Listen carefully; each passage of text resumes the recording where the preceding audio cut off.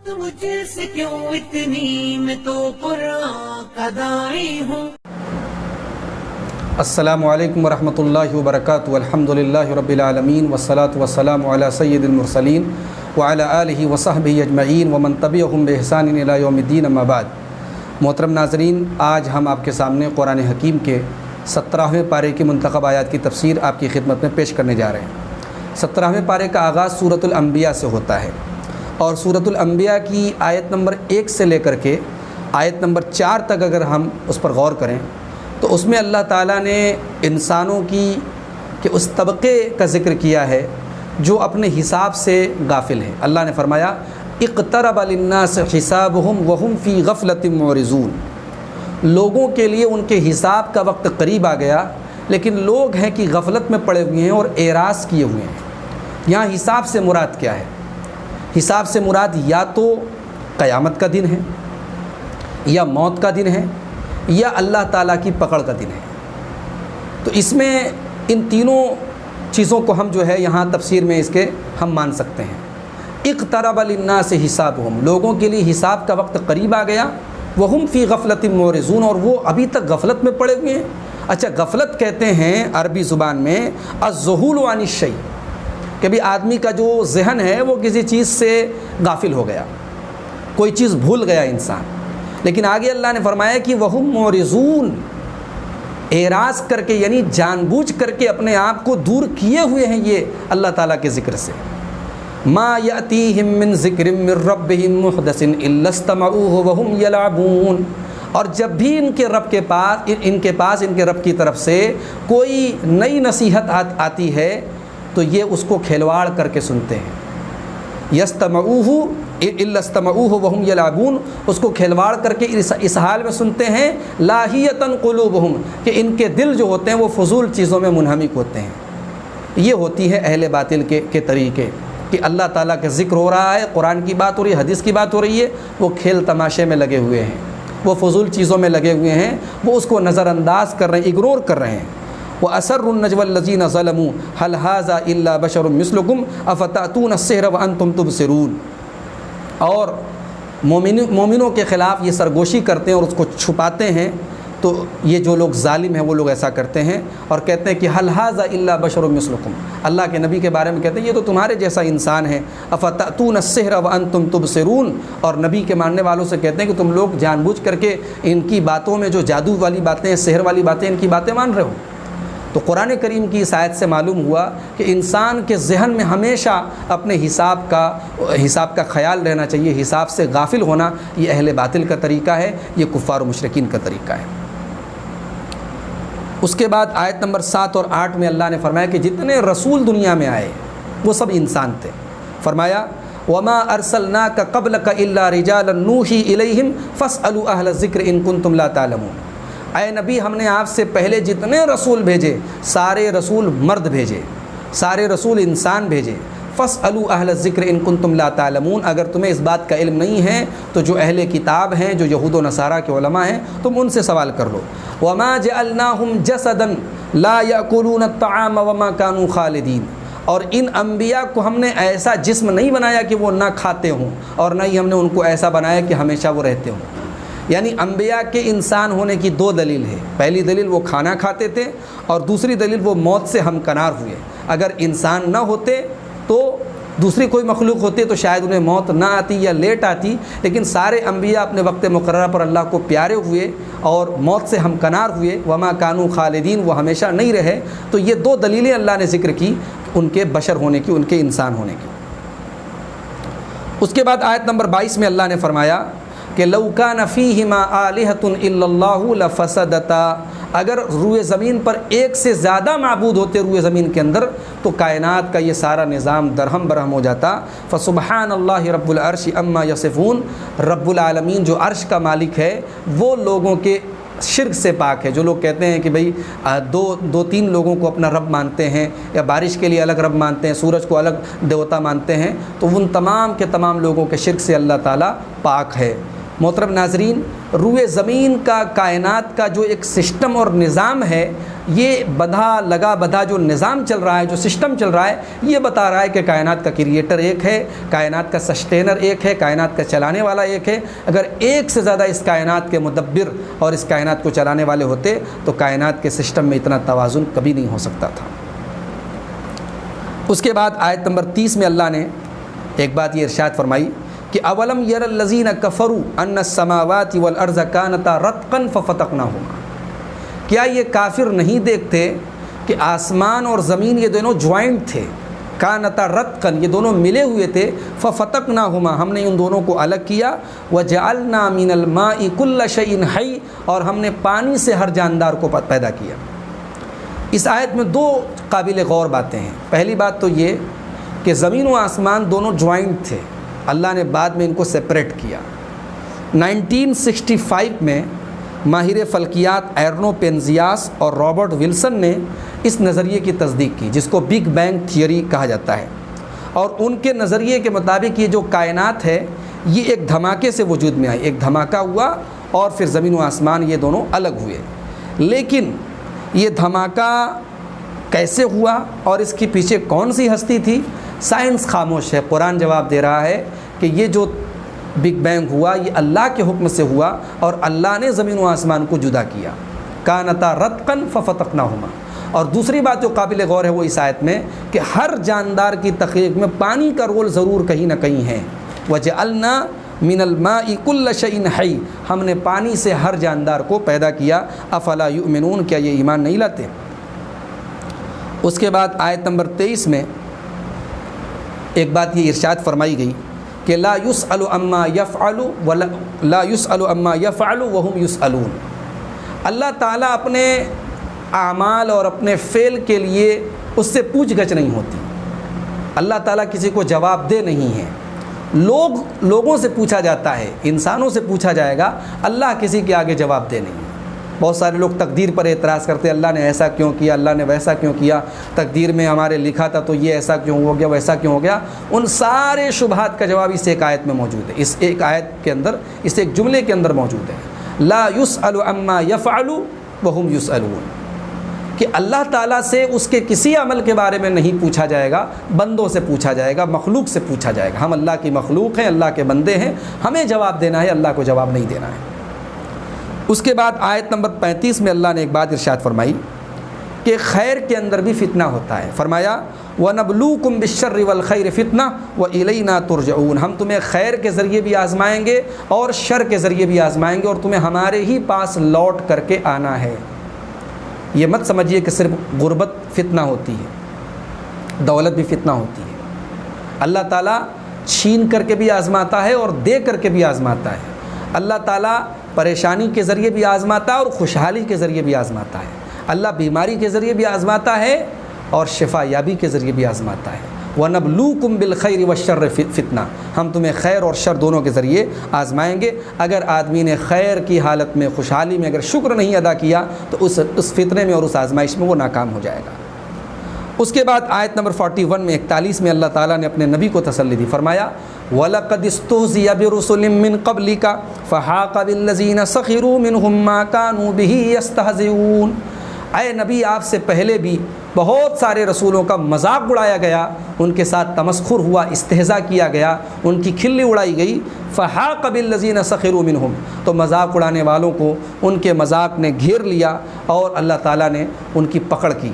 تو اے نبی آپ کو مایوس ہونے کی ضرورت نہیں، یہ آپ کے ساتھ کوئی نیا کام نہیں ہو رہا ہے۔ اگر آپ کے ساتھ یہ بدتمیزی کر رہے ہیں، گستاخی کر رہے ہیں، آپ سے پہلے رسولوں کے ساتھ بھی ایسا معاملہ ہوا ہے۔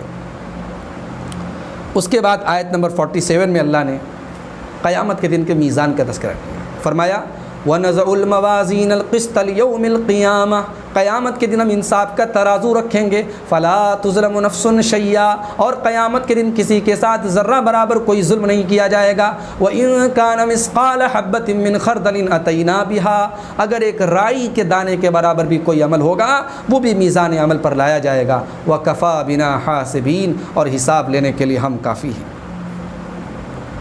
اس کے بعد حضرت ابراہیم علیہ الصلاۃ والسلام کا واقعہ بہت تفصیل کے ساتھ آیت نمبر 51 سے لے کر کے آیت نمبر 70 تک اللہ نے بیان کیا۔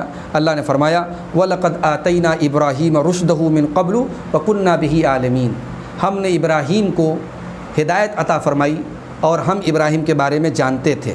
اذ قال لأبيه وقومه ما هذه التماثيل التي انتم لها عاكفون، جبکہ ابراہیم نے اپنے باپ سے اور اپنی قوم سے کہا کہ یہ پتھر کے بت کیسے ہیں، التی انتم لها عاکفون، جن کے تم پوجا پاٹ میں لگے رہتے ہو اور جن سے تم چپکے رہتے ہو۔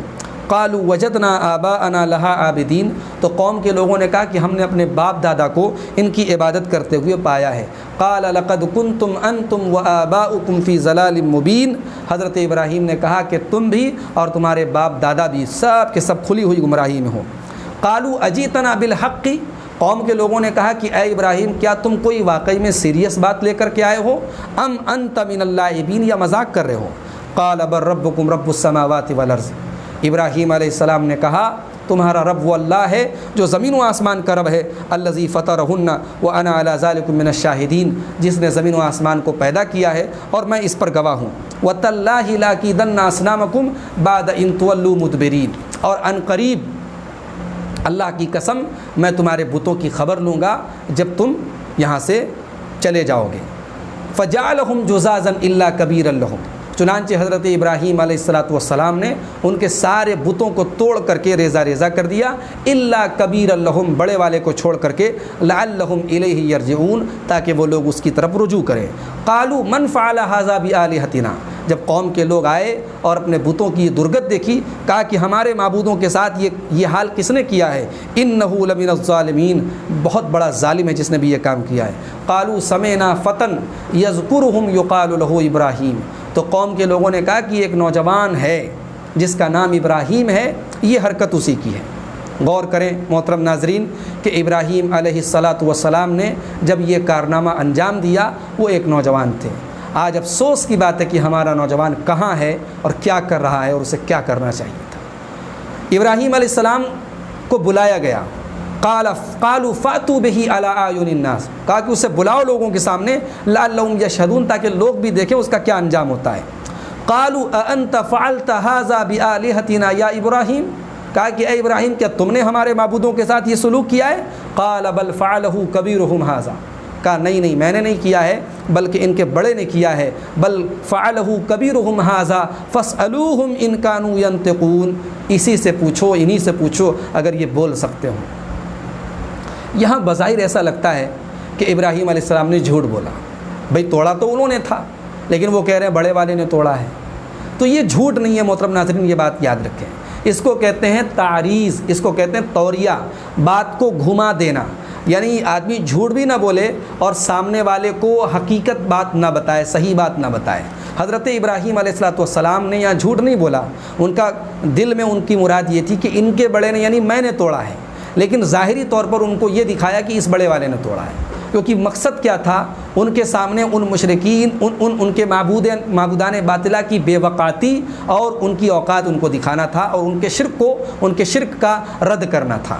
تو اس لیے ابراہیم علیہ السلام اگر صاف بول دیتے کہ میں نے توڑا ہے تو وہ مقصد حل نہ ہوتا۔ تو مناظرے کے دوران اور حجت قائم کرنے کے دوران تعریض اور توریہ کیا جا سکتا ہے۔ ابراہیم علیہ السلام نے کوئی جھوٹ نہیں بولا تھا، اور جو صحیح بخاری کی حدیث ہے کہ لم یکذب ابراہیم علیہ السلام الا ثلاث کذبات، کہ ابراہیم علیہ السلام نے صرف 3 جھوٹ بولے، تو وہاں جھوٹ سے مراد عربی میں اصل میں جو چیز ظاہری طور پر بھی اگر واقعے کے خلاف ہو، عربی میں اس کو بھی کذب کہتے ہیں، لیکن اردو میں جھوٹ جب ہم کہتے ہیں تو جھوٹ ایک مذموم چیز ہو جاتی ہے، تو وہ مذموم چیز یہاں مراد نہیں ہے بلکہ یہاں تعریض اور توریہ مراد ہے۔ لیکن چونکہ جھوٹ سے ملتی جلتی ایک شے ہے، اس لیے قیامت کے دن میدان محشر میں ابراہیم علیہ السلام اس کو بھی اپنے حق میں عیب سمجھیں گے، اور جب لوگ ان کے پاس شفاعت کے لیے آئیں گے تو وہ انکار کر دیں گے اور کہیں گے کہ میں نے چونکہ 3 باتیں ایسی بولی تھی کہ مجھے اللہ تعالیٰ کے سامنے بات کرنے میں ڈر لگ رہا ہے۔ تو محترم ناظرین یہاں ابراہیم علیہ السلام نے کہا کہ انہیں بڑے والے سے پوچھ لو اگر یہ بول سکتے ہوں۔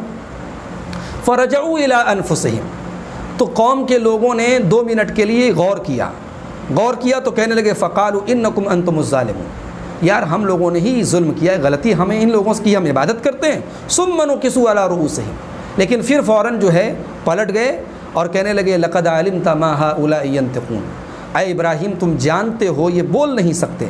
قال افتعبدون من دون اللہ ما لا ينفع شیئا ولا یضرکم، کہا کہ بڑے افسوس کی بات ہے کہ تم ایسے معبودوں کی عبادت کرتے ہو جو نفع اور نقصان کے مالک تو چھوڑو بول نہیں سکتے۔ اف لکم ولما تعبدون من دون اللہ، افسوس ہے تمہارے اوپر اور تمہارے معبودوں کے اوپر۔ افلا تعقلون، کہ تمہارے اندر عقل نہیں ہے۔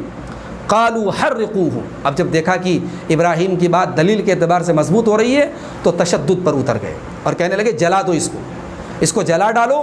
وانصروا آلہتکم ان کنتم فاعلین، اور اپنے معبودوں کی مدد کرو اگر تم کچھ کر سکتے ہو۔ اور ان کے لیے آگ جلائی گئی، اور بڑی ہی خطرناک اور بڑی ہی ہولناک آگ حضرت ابراہیم کے لیے تیار کی گئی اور ان کو آگ میں ڈالا گیا۔ لیکن اللہ تعالیٰ نے اپنے فضل و کرم سے ابراہیم علیہ السلام کو بچایا اور آگ کو ڈائریکٹ مخاطب کیا، قلنا یا نار کونی بردا وسلاما علی ابراہیم، اے آگ تو ٹھنڈی ہو جا اور سلامتی والی ہو جا ابراہیم کے لیے۔ وارادوا بہ کیدا فجعلناہم الاخسرین، ان لوگوں نے ابراہیم کے ساتھ چال چلی لیکن اللہ نے ان کی ساری چال کو ناکام کر دیا۔ اس کے بعد حضرت داؤد اور سلیمان علیہ السلام کا واقعہ آیت نمبر 78 سے لے کر کے 82 تک بیان کیا گیا۔ اللہ نے فرمایا وَدَاؤُدَ وَسُلَيْمَانَ، اور یاد کرو داؤد اور سلیمان، اِذْ يَحْكُمَانِ فِي الْحَرْثِ، جبکہ وہ دونوں فیصلہ کر رہے تھے ایک کھیتی کے بارے میں، اِذْ نَفَشَتْ فِيهِ غَنَمُ الْقَوْمِ، جب اس کھیتی کے اندر دوسرے لوگوں کی بکریوں نے گھس کر کے اس کھیتی کو خراب کر دیا تھا۔ وَكُنَّا لِحُكْمِهِمْ شَاهِدِينَ، اور ہم ان کے فیصلے کے گواہ تھے۔ فَفَهَّمْنَاهَا سُلَيْمَانَ، تو ہم نے اس کے فیصلے کی سمجھ سلیمان کو دی۔ وَكُلًّا آتَيْنَا حُكْمًا وَعِلْمًا، اور ہر ایک کو ہم نے فیصلہ کرنے کی صلاحیت دی تھی اور علم دیا تھا۔ اصل میں حضرت داؤد کے پاس ایک مقدمہ آیا دو لوگوں کا، ایک آدمی کی بکریاں جو ہے وہ دوسرے آدمی کے کھیت میں چلی گئیں اور اس کی کھیتیوں کو کھا کر کے تباہ کر دیا، تہس نہس کر دیا۔ تو دونوں اپنا مقدمہ لے کر کے حضرت داؤد کے پاس پہنچے تو حضرت داؤد نے فیصلہ کیا کہ اس کھیتی والے کی جتنی کھیتیاں برباد ہوئی ہیں اتنی بکریاں بکری والا اپنی اس کے حوالے کرے۔ ظاہر سی بات ہے کہ قانون کے اعتبار سے یہ فیصلہ صحیح تھا، لیکن جب یہ دونوں وہاں سے لوٹنے لگے، واپس آنے لگے، تو ان کی ملاقات حضرت سلیمان سے ہوئی۔ حضرت سلیمان نے کہا کہ میرے والد نے کیا فیصلہ کیا ہے؟ تو انہوں نے بتایا کہ ایسا ایسا فیصلہ کیا ہے۔ انہوں نے کہا کہ میں اس سے بہتر فیصلہ تمہیں بتاتا ہوں، ایک کام کرو، میرا فیصلہ یہ ہے کہ جس کی بکریاں کھیت میں گئی ہیں تو اس کی بکریاں کھیت والے کو دے دی جائیں اور کھیت والے کو اس کی بکریاں دے دی جائیں۔ کھیت والا اس کی بکریوں سے فائدہ اٹھائے، ان کا دودھ وغیرہ دوہے، اور اتنے دنوں تک وہ کھیتی کرنے والا اس میں کھیتی کرے، اور جب اس کی پیداوار اس لیول تک ہو جائے جو بکریوں کے تباہ کرنے کے پہلے ہوئی تھی تو اس کے بعد کھیت والا اپنا کھیت لے لے، بکری والا اپنی بکری لے لے۔ تو اس طریقے کا فیصلہ حضرت سلیمان نے کیا جس میں ایک قسم کی مصالحت تھی اور دونوں کا فائدہ تھا، تو اس فیصلے کو ان دونوں نے قبول کر لیا۔ تو اللہ تعالیٰ نے اس فیصلے کی تعریف کی اور فرمایا فَفَهَّمْنَاهَا سُلَيْمَانَ، ہم نے اس فیصلے کی سمجھ حضرت سلیمان کو دی۔ وَكُلًّا آتَيْنَا حُكْمًا وَعِلْمًا، لیکن ہم نے ہر ایک کو علم بھی دیا تھا اور فیصلے کی صلاحیت بھی تھی۔ وَسَخَّرْنَا مَعَ دَاؤُدَ الْجِبَالَ، اور ہم نے حضرت داؤد کے ساتھ پہاڑوں کو مسخر کر دیا۔ يُسَبِّحْنَ مَعَهُ يُسَبِّحْنَ وَالطَّيْرُ، پہاڑ ان کے ساتھ تسبیح بیان کرتے تھے اور پرندے بھی حضرت داؤد کے ساتھ تسبیح بیان کرتے تھے۔ وَكُنَّا فَاعِلِينَ، اور ہم ہی ایسا کرنے والے ہیں۔ وَعَلَّمْنَاهُ صَنْعَةَ لَبُوسٍ لَكُمْ، اور اے لوگوں ہم نے تمہارے فائدے کے لیے حضرت داؤد علیہ السلام کو جنگ میں پہنا جانے والا جو لباس ہے جس کو زرہ کہا جاتا ہے اس کو بنانے کی صنعت ہم نے ان کو سکھائی۔ اللہ تعالیٰ نے سورہ سبا میں ذکر کیا ہے کہ حضرت داؤد علیہ السلام کو اللہ تعالیٰ نے ان کے لیے لوہے کو نرم کر دیا تھا، وہ لوہے کو جیسے چاہتے تھے موڑ لیتے تھے، تو وہ زرہ بناتے تھے جو جنگ کے میدان میں فوجی پہنتا ہے، اور زرہ اس طریقے سے بناتے تھے کہ اس کی ساری کڑیاں بالکل برابر ہوتی تھیں۔ تو اللہ نے فرمایا کہ وَعَلَّمْنَاهُ صَنْعَةَ لَبُوسٍ لَكُمْ، ہم نے ان کو تمہارے لیے زرہ بنانے کی جو صنعت ہے، جو ہنر ہے، وہ ہم نے ان کو سکھایا۔ لِتُحْصِنَكُم مِّن بَأْسِكُمْ، تاکہ تمہیں جنگ کے میدان میں تمہیں بچائے۔ فَهَلْ أَنْتُمْ شَاكِرُونَ، تو کیا تم اللہ کا شکر ادا کرو گے؟ وَلِسُلَيْمَانَ الرِّيحَ عَاصِفَةً، اور ہم نے حضرت سلیمان کے لیے تیز چلنے والی ہواؤں کو مسخر کیا، تجری بِأَمْرِهِ، جو ان کے حکم سے چلتی تھی، إِلَى الْأَرْضِ الَّتِي بَارَكْنَا فِيهَا، اس سرزمین کی طرف جہاں ہم نے برکت نازل کی تھی، یعنی ملک شام کا علاقہ جہاں حضرت سلیمان رہتے تھے۔ ہوا ان کے کنٹرول میں تھی، جہاں وہ جانا ان کو رہتا تھا، صبح سے شام تک میں وہ 1 مہینے کا سفر طے کر لیتے تھے، اور پھر بڑے آرام سے ہوا ان کو ملک شام میں بیت المقدس میں ان کو پہنچا دیتی تھی۔ وَكُنَّا بِكُلِّ شَيْءٍ عَالِمِينَ، اور ہم ہر شے کو جاننے والے ہیں۔ وَمِنَ الشَّيَاطِينِ مَن يَغُوصُونَ لَهُ وَيَعْمَلُونَ عَمَلًا دُونَ ذَلِكَ وَكُنَّا لَهُمْ حَافِظِينَ، اور بہت سارے سرکش جنات تھے، شیطان تھے، جو ہم نے ان کے کنٹرول میں کر دیے تھے۔ جو ایمان نہیں لائے تھے ان کو اللہ نے شیاطین کہا ہے، تو ان سرکش جناتوں کو اللہ تعالیٰ نے حضرت سلیمان کے کنٹرول میں کر دیا، ان کے لیے قابو میں کر دیا، اور وہ ان کے لیے زمین میں تیرتے تھے، زمین میں غوطہ لگاتے تھے، اور زمین کے اندر سے موتی وغیرہ نکالتے تھے، اور اس کے علاوہ بھی بہت سارے کام کرتے تھے، جس کی تفصیل حضرت سلیمان کے واقعے میں سورہ سبا کے اندر آئے گی۔ وَكُنَّا لَهُمْ حَافِظِينَ، اور ہم ان کی تمام حرکتوں پر نظر رکھنے والے اور نگرانی کرنے والے ہیں۔ اس کے بعد آیت نمبر 83 اور 84 میں حضرت ایوب علیہ السلام کا واقعہ بیان کیا گیا۔ اللہ نے فرمایا وَأَيُّوبَ إِذْ نَادَىٰ رَبَّهُ، اور یاد کرو ایوب کو جب کہ انہوں نے اپنے رب کو پکارا اور کہا کہ انی مسنی الضر وانت ارحم الراحمین، اے میرے رب مجھے تکلیف پہنچی ہے اور تو رحم کرنے والا ہے۔ غور کریں، یہاں حضرت ایوب علیہ السلام نے دعا کے 3 آداب استعمال کیے۔ پہلا، دعا بالحال، دعا کے اندر اپنے حالات کو بیان کر کے اللہ کے سامنے عاجزی ظاہر کی جائے۔ حضرت ایوب علیہ السلام نے اپنی بیماری اور اپنی پریشانی ظاہر کی۔ دوسرا ادب، اللہ تعالیٰ کے اسماء حسنہ کا ذکر کر کے دعا کیا جائے۔ حضرت ایوب نے دعا کی انی مسنی الضر وانت ارحم الراحمین، اے پروردگار تو سب سے زیادہ رحم کرنے والا ہے، میرے اوپر رحم فرما۔ اور دعا کا تیسرا جو ادب ہے وہ یہ ہے کہ آدمی اللہ کے ادب کو ملحوظ رکھے۔ تکلیف ہے، بیماری ہے، اس کو اللہ کی طرف منسوب نہ کرے۔ حضرت ایوب اگر چاہتے تو ایسے بھی دعا کر سکتے تھے اللہ تو نے مجھے بیماری دی، لیکن ایسا نہیں کہا، یہ اللہ کے ادب کے خلاف ہے۔ بیماری بھی اللہ ہی کی طرف سے ہوتی ہے، مگر ادب کا تقاضا ہے کہ بیماری کو اللہ کی طرف منسوب نہ کیا جائے۔ تو دعا کی کہ اے اللہ یہ بیماری مجھے پہنچی ہے اور تو رحم کرنے والا ہے۔ فاستجبنا له، اللہ کہتا ہے ہم نے ان کی دعا قبول کی۔ فکشفنا ما به من ضر، اور ان کی ساری تکلیف کو دور کر دیا۔ وآتیناه اهله ومثلهم معهم، اور ان کی فیملی ان کو لوٹا دی، اور ان کی فیملی میں جتنے بچے تھے اتنے بچے اور ان کو عطا کر دیے۔ رحمتا من عندنا وذکری للعابدین، یہ ہماری طرف سے رحمت بھی تھی اور اللہ کے عبادت گزار بندوں کے لیے ایک قسم کی نصیحت بھی اس کے اندر ہے۔ اس کے بعد آیت نمبر 87 اور 88 میں حضرت یونس علیہ السلام کا واقعہ بیان کیا گیا۔ حضرت یونس سے بس ایک غلطی ہوئی تھی، اللہ کی اجازت کے بغیر وہ اپنی بستی کو چھوڑ کر کے چلے گئے تھے۔ اس غلطی کی سزا یہ ملی کہ اللہ نے ان کو مچھلی کے پیٹ میں پہنچا دیا۔ شاعر کہتا ہے جن کے رتبے ہیں سوا ان کی سوا مشکل ہے، ان کا مقام بڑا ہوتا ہے ان کی پریشانی بھی بڑی ہوتی ہے۔ ایک چھوٹی سی غلطی، حضرت یونس علیہ السلام مچھلی کے پیٹ میں پہنچ گئے۔ وَظَنُّونِ إِذْ ذَهَبَ مُغَاضِبًا، اور یاد کرو مچھلی والے نبی کو جب وہ ناراض ہو کر کے چل دیے، فَظَنَّ أَن لَّن نَّقْدِرَ عَلَيْهِ، اور انہوں نے یہ سمجھا کہ ہم ان کی پکڑ نہیں کریں گے۔ فَنَادَىٰ فِي الظُّلُمَاتِ، اور انہوں نے پانی کے اندھیرے میں، مچھلی کے پیٹ کے اندھیرے میں، مچھلی کے پیٹ کے اندھیرے میں، پانی کے اندھیرے میں، سمندر کے اندھیرے میں، 3 اندھیروں میں انہوں نے اپنے رب کو پکارا، ان لا الہ الا انت سبحانک انی کنت من الظالمین، پروردگار تیرے علاوہ کوئی معبود نہیں ہے، تو پاک ہے، میں ظالم ہوں۔ اللہ نے ان کی دعا قبول کی۔ فاستجبنا له ونجیناہ من الغم، ہم نے ان کی دعا قبول کی اور ان کا غم دور کر دیا۔ وکذالک ننجی المؤمنین، اور ہم ایمان والوں کا غم ایسے ہی دور کرتے ہیں۔ اللہ کے پیارے نبی فرماتے ہیں، سنن ترمذی کتاب الدعوات حدیث نمبر 3505، آپ فرماتے ہیں فَإِنَّهُ لَمْ يَدْعُ بِهَا رَجُلٌ مُسْلِمٌ فِي شَيْءٍ قَطُّ إِلَّا اسْتَجَابَ اللَّهُ لَهُ، یہ دعا پڑھ کر کے جب مسلمان دعا کرتا ہے اللہ اس کی دعا ضرور قبول کرتا ہے۔ لا الہ الا انت سبحانک انی کنت من الظالمین، یہ دعا پڑھ کر کے جو بھی دعا کی جائے انشاءاللہ اللہ تعالیٰ ضرور وہ دعا قبول کرے گا۔ اس کے بعد آیت نمبر 90 میں انبیاء کرام کی 3 صفات بیان کی گئی۔ فرمایا گیا انہم کانوا یسارعون فی الخیرات، کہ اللہ کے جتنے پیغمبر تھے وہ نیکی کے کاموں میں آگے آگے رہتے تھے، بڑھ چڑھ کر کے حصہ لیتے تھے۔ دوسری صفت وَيَدْعُونَنَا رَغَبًا وَرَهْبًا، اللہ سے جب دعا کرتے تھے تو خوف بھی ہوتا تھا اور امید بھی ہوتی تھی، اللہ کے عذاب کا ڈر بھی اور اللہ کی رحمت کی امید بھی، تو خوف اور امید دونوں جمع ہونی چاہیے۔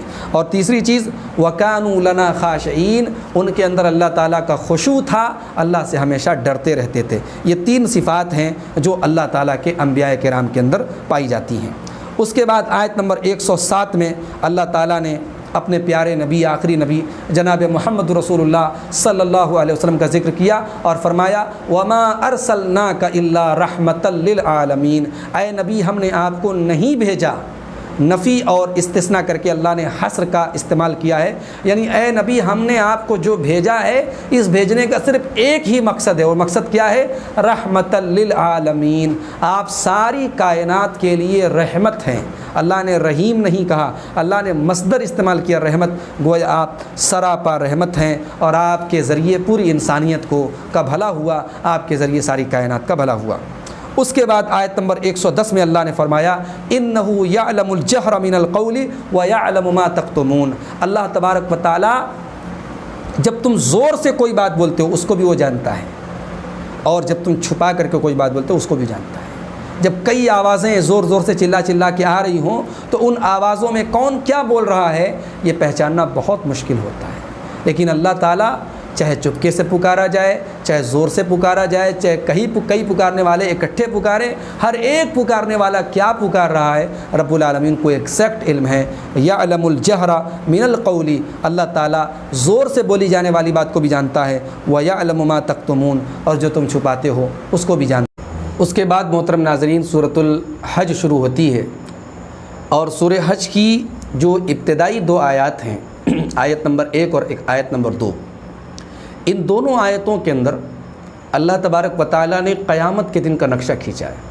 اللہ نے فرمایا یا ایھا الناس اتقوا ربکم ان زلزلۃ الساعۃ شیء عظیم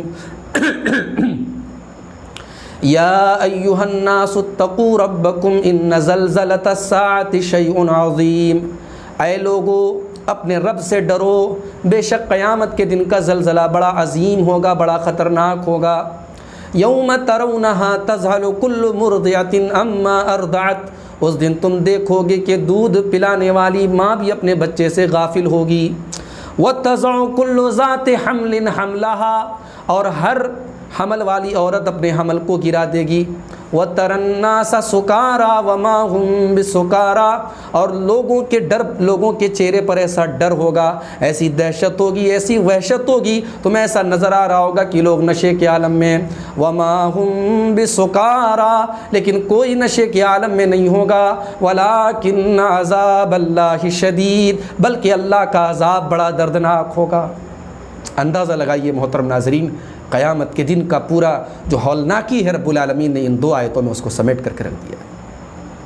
اس کے بعد آیت نمبر 5 میں اللہ رب العالمین نے بعث بعد الموت، یعنی مرنے کے بعد دوبارہ اٹھائے جانے کی 2 بہت پیاری دلیل دی۔ اللہ نے فرمایا یا ایھا الناس ان کنتم فی ریب من البعث، اے لوگو اگر تمہیں شک ہے، تمہیں ڈاؤٹ ہے کہ ہم تمہیں مرنے کے بعد دوبارہ کیسے زندہ کریں گے، فَإِنَّا خَلَقْنَاكُم مِّن تُرَابٍ، تو یاد رکھو کہ ہم نے تمہیں مٹی سے بنایا، یعنی سب سے پہلے حضرت آدم علیہ السلام جو سب سے پہلے انسان ہم نے ان کو مٹی سے بنایا، ثُمَّ مِن نُطْفَةٍ، اور پھر ہم نے ہر انسان کو نطفے سے بنایا، منی کے قطرے سے بنایا، ثُمَّ مِنْ عَلَقَةٍ، اور پھر اس نطفے کو ہم نے جمع ہوا خون بنایا، ثُمَّ مِن مُضْغَةٍ مُخَلَّقَةٍ وَغَيْرِ مُخَلَّقَةٍ، اور پھر اس جمے ہوئے خون کو ہم نے گوشت کا لوتھڑا بنایا، جو کبھی کبھی پورا تیار بھی ہوتا ہے اور کبھی کبھی پورا تیار نہیں ہوتا ہے۔ کبھی کبھی ایسا ہوتا ہے کہ رحم مادر میں جو ہے حمل وہ مکمل نہیں ہوتا ہے اور اس کے پہلے وہ ساقط ہو جاتا ہے، مس کیریج ہو جاتا ہے، حمل ضائع ہو جاتا ہے، یا بچہ پیدا ہوتا ہے تو اس کے اعضاء جو ہوتے ہیں وہ پوری طریقے سے تیار نہیں ہوتے۔ تو اللہ نے فرمایا ثم من مضغۃ مخلقۃ وغیر مخلقہ، پھر ہم نے تمہیں ایک گوشت کا لوتھڑا بنایا جو کبھی مکمل تیار بھی ہوتا ہے اور کبھی مکمل تیار نہیں ہوتا ہے، لنبین لکم، تاکہ ہم تمہیں تمہاری اوقات اور تمہاری حقیقت بتائیں، ونقر فی الارحام ما نشاء الی اجل مسمی، اور پھر اس کے بعد ہم تمہیں تمہاری ماں کے رحم کے اندر ایک مقررہ وقت تک ہم جب تک چاہتے ہیں تمہیں رکھتے ہیں، 8 مہینے 9 مہینے 7 مہینے، جتنے دن میں بچے کی پیدائش طے ہوتی ہے اتنے دنوں تک پھر وہ بچہ رحم مادر میں ہوتا ہے۔ ثم نخرجکم طفلا، اور پھر ہم تمہیں ایک بچے کی شکل میں دنیا میں نکالتے ہیں۔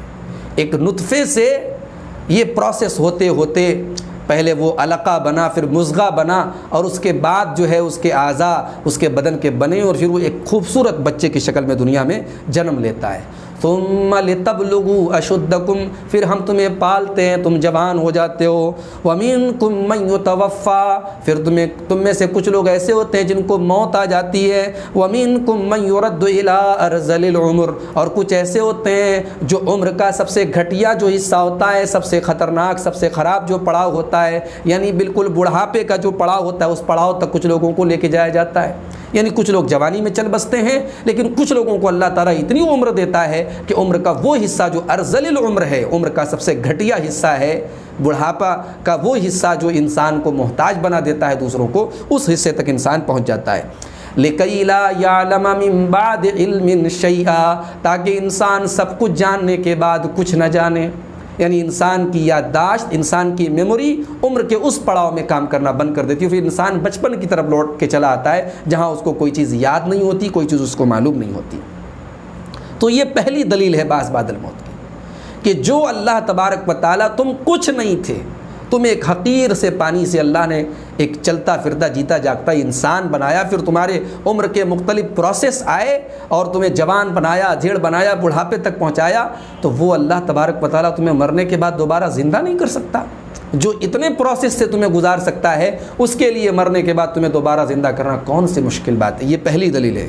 اور دوسری دلیل، وَتَرَى الْأَرْضَ حَامِدَةً فَإِذَا أَنزَلْنَا عَلَيْهَا الْمَاءَ اهْتَزَّتْ، اور تم دیکھتے ہو کہ زمین بے جان پڑی ہے، زمین مرجھائی پڑی ہے، اور جب زمین کے اوپر ہم بارش نازل کرتے ہیں، اہتزت، تو زمین کے اندر حرکت پیدا ہو جاتی ہے، اس زمین کی جو پیداوار ہوتی ہے اس کے اندر حرکت پیدا ہو جاتی ہے، وہ ربط، اور اس کے اندر بڑھوتری پیدا ہونے لگتی ہے، وَأَنبَتَتْ مِن كُلِّ زَوْجٍ بَهِيجٍ، اور پھر اس بارش کے ذریعے زمین سے عمدہ طریقے کی، بہترین طریقے کی نباتات نکلنے لگتی ہیں۔ ایک بے جان اور مردہ زمین کو اللہ تعالیٰ لہلاتی ہوئی فصلوں سے زندہ کر دیتا ہے۔ ایک بے جان زمین سے اگر فصلیں نکل سکتی ہیں تو اس زمین سے تمہیں مارنے کے بعد ہم تمہیں دوبارہ کیوں نہیں زندہ کر سکتے؟ یہ دو بڑی پیاری دلیلیں اللہ تبارک و تعالیٰ نے بعث بعد الموت کی سورہ حج کی اس آیت کریمہ میں دی ہے۔ اس کے بعد آیت نمبر 8 میں اللہ نے فرمایا کہ جو اہل باطل ہوتے ہیں وہ بحث تو کرتے ہیں، وہ مناظرہ تو کرتے ہیں، مگر ان کے پاس کوئی دلیل نہیں ہوتی۔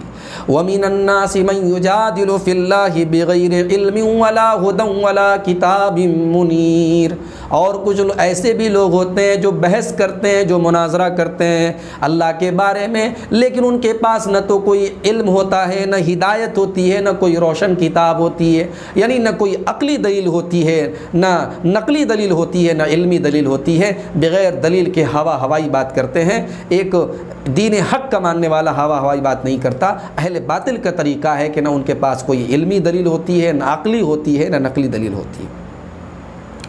اس کے بعد آیت نمبر 11 میں اللہ تعالیٰ نے انسانوں کے اس طبقے کا ذکر کیا جو دین حق کو، سچائی کو اپنے مفادات کے لیے قبول کرتا ہے۔ ہمارا فائدہ ہوگا، ہمارا مفاد ہوگا، تب ہم حق کو قبول کریں گے۔ اللہ نے فرمایا وَمِنَ النَّاسِ مَن يَعْبُدُ اللَّهَ عَلَى حَرْفٍ، کچھ ایسے بھی لوگ ہیں جو کنارے رہ کر کے، کنارے کھڑے ہو کر کے اللہ کی عبادت کرتے ہیں۔ فَإِنْ أَصَابَهُ خَيْرٌ اطْمَأَنَّ بِهِ، اگر ان کے اوپر کوئی بھلائی پہنچتی ہے تب تو اطمینان سے وہ حق پر جمے رہتے ہیں۔ وَإِنْ أَصَابَتْهُ فِتْنَةٌ انقلب عَلَى وَجْهِهِ، اور اگر کوئی آزمائش آتی ہے، کوئی فتنہ آتا ہے، کوئی پریشانی آتی ہے تو اپنے چہرے کے بل وہ پلٹ جاتے ہیں۔ خَسِرَ الدُّنْيَا وَالْآخِرَةَ ذَلِكَ الخسران المبین، ایسا انسان دنیا میں بھی خسارے میں اور آخرت میں بھی خسارے میں، اور اس سے بڑا اور اس سے صاف کوئی خسارہ نہیں ہے۔ انسان حق کو قبول کرے تو پوری بصیرت کے ساتھ قبول کرے، حق کو قبول کرے تو یہ مان کر کے قبول کرے کہ یہ کانٹوں بھرا راستہ ہے، اس میں آزمائشیں آئیں گی۔ اپنے مفادات کو اگر سامنے رکھ کر کے آدمی حق کو قبول کرے گا وہ کبھی سچائی پر نہیں چل سکتا۔ محترم ناظرین، یہ بات آپ یاد رکھیں۔ اس کی مثال اس انسان کی طرح ہے جو جنگ کے میدان میں کنارے کھڑا رہتا ہے کہ جو فریق جیتے گا میں ادھر ہو جاؤں گا۔ حق کو قبول کرنے والے ایسے نہیں ہوتے۔ یہ منافقوں کی علامت ہو سکتی ہے، یہ اہل حق کی علامت نہیں ہو سکتی۔